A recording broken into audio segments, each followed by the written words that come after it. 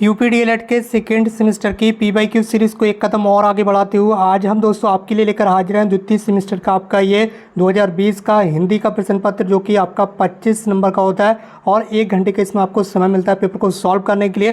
तो आपको पता ही होगा जितने भी बहुविकल्पी प्रश्न थे सन 2016 से लेकर 2023 तक के सभी पेपरों के आपके बहुविकल्पी प्रश्न हम आपको ऑलरेडी इसी चैनल पर सॉल्व करा दिए गए हैं। तो तुरंत जाकर आप पीवाईक्यू सीरीज़ की जो प्लेलिस्ट है उसे आप चेक कर लीजिए। सभी प्रीवियस क्लासेस आपको लगातार मिल जाएंगे चैनल पर।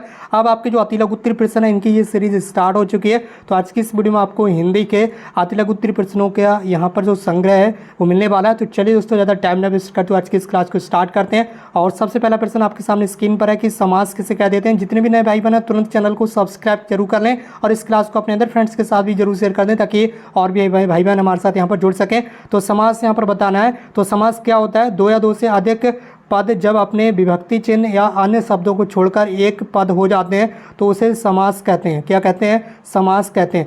समास के भेद भी यहाँ पर बताए गए हैं। ठीक है, समास निम्नलिखित 6 प्रकार के होते हैं: अव्ययी भाव समास, तत्पुरुष समास, कर्मधारय समास, द्वंद्व समास, द्विगु समास और बहुब्रीहि समास। ठीक है, तो ये समास के प्रकार बताए गए, यानी कि भेद, इसे भी आपको ध्यान रखना है। तो अगला प्रश्न आपके सामने स्क्रीन पर है, प्रश्न संख्या 7। मौलिक लेखन से आप क्या समझते हैं? तो मौलिक लेखन से तात्पर्य उस लेखन से है जब कोई व्यक्ति किसी विषय पर व्यक्तिगत रूप से लेखन कार्य करता है। ठीक है, व्यक्तिगत रूप से, ठीक, वह मौलिक लेखन कहलाता है।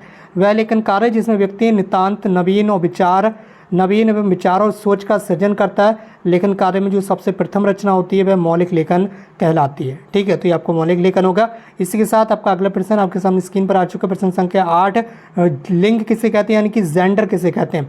तो जिस शब्द से संज्ञा सर्वनाम की स्त्री या पुरुष जाति का बोध होता है उसे लिंग कहा जाता है। ठीक है, कोई भी शब्द जिससे स्त्री या पुरुष जाति का बोध हो कि वह स्त्री है या फिर वह पुरुष है, यानी कि वह मेल है या फिर फीमेल है, इन चीज़ों का पता चले उसे हम क्या बोल देते हैं? जेंडर, यानी कि लिंग बोल देते हैं। लिंग के भेद यहाँ पर 3 प्रकार के लिंग बताए गए हैं। सबसे पहले पुरुष जाति का बोध कराने वाला पुल्लिंग और स्त्री जाति का बोध कराने वाला स्त्रीलिंग, नपुंसक लिंग जिसे जड़ भी बोलते हैं। ठीक है, तो ये 3 तरह के जो लिंग है वो यहाँ पर बताए गए जिन्हें आपको याद रखना है। ठीक है, लिंग के प्रकार। अगला प्रश्न आपके सामने स्क्रीन पर प्रश्न संख्या है आपका 9। प्रश्न संख्या 9 में आपसे पूछा गया है गद्य और पद्य में अंतर स्पष्ट कर दीजिए। तो कोई बात नहीं, गद्य और पद्य में हम फटाफट अंतर स्पष्ट कर देते हैं कि गद्य क्या है, पद्य क्या है। ये पाठ का रूप होता है। क्या होता है? ये पाठ का रूप होता है। गद्य क्या होता है? पाठ का रूप होता है। और पद्य ये काव्य का रूप होता है। किसका? ये काव्य का रूप होता है। ठीक है, किसका? पद्य क्या होता है? ये काव्य का रूप होता है। दूसरा अंतर बताया गया, ये लेखक द्वारा लिखित होता है। किसके द्वारा? लेखक द्वारा लिखित होता है। ये कवि के द्वारा लिखित होता है। पद्य किसके द्वारा लिखा जाता है? ये कवि के द्वारा लिखा जाता है। और जो गद्य है वो लेखक के द्वारा लिखा जाता है। ठीक, इसी के साथ अगला अंतर, तीसरा अंतर भी आपको बता देते हैं फटाफट।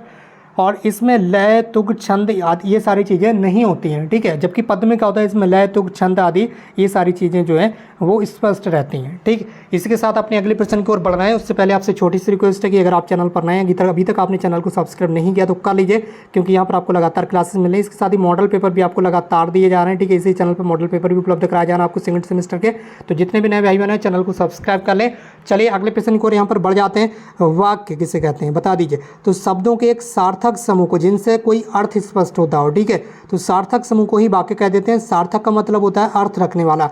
ऐसा यहाँ पर शब्दों का समूह जिनका कोई अर्थ निकलता हो। ठीक है, अर्थ के आधार पर 8 प्रकार के आपके जो वाक्य हैं वो होते हैं। ठीक है, तो कौन कौन से प्रकार होते हैं? पहला होता है विधानवाचक वाक्य, दूसरा होता है निषेधवाचक वाक्य, तीसरा होता है आपका प्रश्नवाचक वाक्य जब आप किसी से प्रश्न करते हैं, चौथा होता है आपका विस्मादिवाचक वाक्य और 5वां होता है आपका इच्छावाचक वाक्य, छठा होता है आपका संकेतवाचक वाक्य, 7वां होता है संदेहवाचक और 8वां होता है आपका संदेहवाचक। ठीक है, तो इस तरह से आपके ये टोटल 8 प्रकार के जो वाक्य हैं वो हो जाते हैं। वाक्य के टोटल 8 टाइप होते हैं जो कि यहाँ पर बताए गए हैं, लेकिन यहाँ पर ये जो लास्ट में 2 टाइप यहाँ पर लिखे गए हैं। ठीक है, 2 जगह आपका एक जैसा लिख दिया, संदेहवाचक और संदेहवाचक। तो इस वाले संदेहवाचक को काट कर आप यहाँ पर लिख लीजिए आज्ञावाचक। कौन सा? आज्ञावाचक। ठीक है, एक होता है आपका आज्ञावाचक। ठीक है, ये भी आपको ध्यान रखना है। एक आज्ञावाचक होता है, तो यहाँ पर 2 ही एक जैसे लिख दिए गए थे, तो 8वां आप मान लीजिए आज्ञावाचक। ठीक है, तो इसी के साथ बढ़ा अपने अगले प्रश्न को, प्रश्न संख्या 11 आपका। ठीक है, जितने भी मॉडल पेपर हैं लगातार सभी सब्जेक्ट के अलग अलग मॉडल पेपर भी आपको इसी चैनल पर दिए जा रहे हैं। तो चैनल पर जाकर आप देख लीजिए, मॉडल पेपर की अलग प्लेलिस्ट हमने बना दी आपके सेकंड सेमेस्टर की। अगला प्रश्न है काल, टेंस कितने की कितनी अवस्थाएं मानी जाती हैं, टेंस की कितनी अवस्थाएं होती हैं, यानी कि काल कितने प्रकार के होते हैं, यहाँ पर आपको बताना। तो क्रिया के जिस रूप में कार्य करने या होने के समय का ज्ञान होता है उसे हम काल कह देते हैं, जिससे उनके उसके कार्य व्यापार का समय और उसके पूर्ण अथवा अपूर्ण अवस्था का बोध होता है। वो दूसरे शब्दों में कहा जाए तो काल का अर्थ होता है समय, ठीक है, जैसे समय का बोध हो कि कोई कार्य किस समय किया जा रहा है, कार्य किया जा चुका है या हो रहा है या आने वाले समय में होने वाला है, तो उसी को हम काल कह देते हैं। काल के 3 वेद होते हैं, वर्तमान काल यानी कि जो अभी इस समय चल रहा है, ठीक है, इस समय जो चल रहा है, ठीक है। भूतकाल, भूतकाल मतलब जो गुजर चुका है, ठीक है, गुजरा हुआ समय। भूतकाल क्या होता है, जो पास्ट, पास्ट मतलब पहले का हमारा गुजरा हुआ समय, ठीक है। इसके बाद क्या होता है भविष्यकाल, भविष्य मतलब हमारा आने वाला, ठीक है, हमारा आने वाला समय, जो आगे आने वाला वही समय हमारा कहलाता है भविष्यकाल। तो इस तरह से ये आपके अति लघु उत्तरीय प्रश्न भी हो गए। अब यहाँ पर अगला प्रश्न पत्र भी बहुत जल्दी आपको सॉल्व करा दिया जाएगा। तो जितने भी नए भाई बहन चैनल को सब्सक्राइब करके जुड़ जाएं, और आपने अगर PYQ की सीरीज अभी तक अटेंड नहीं किया जिसमें सभी प्रश्न पत्रों के आपके प्रीवियस ईयर क्वेश्चन पेपर के जो ऑब्जेक्टिव यानी कि बहुविकल्पीय प्रश्न है वो आपको सॉल्व करा दिए गए, तो उसे अटेंड करने के लिए चैनल पर जाइए, प्लेलिस्ट आपके लिए बना दी गई है। बाकी दोस्तों आज की इस क्लास को यहीं पर समाप्त करते हैं। हमसे जुड़ने के लिए बहुत बहुत धन्यवाद। Thank you so much for connecting.